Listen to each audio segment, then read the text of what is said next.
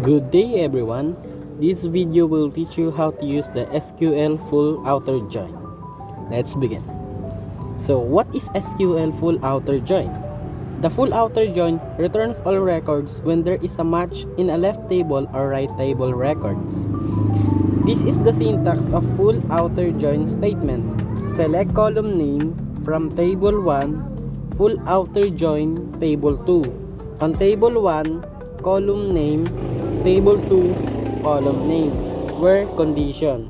Example, we will select all customers and all orders in the database. Here's the query. For this tutorial, we will be using the Northwind database as a sample. Now, this is how to use the full outer join. Select customers, customer name, orders, order ID. From customers, full outer join, orders on.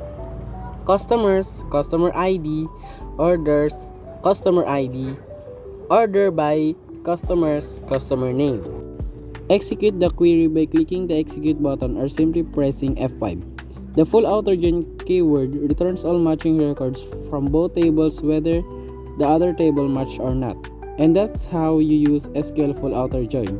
Thank you for watching this video. I hope you guys learned something. For more tutorial like this, just visit this channel. See you in the next video.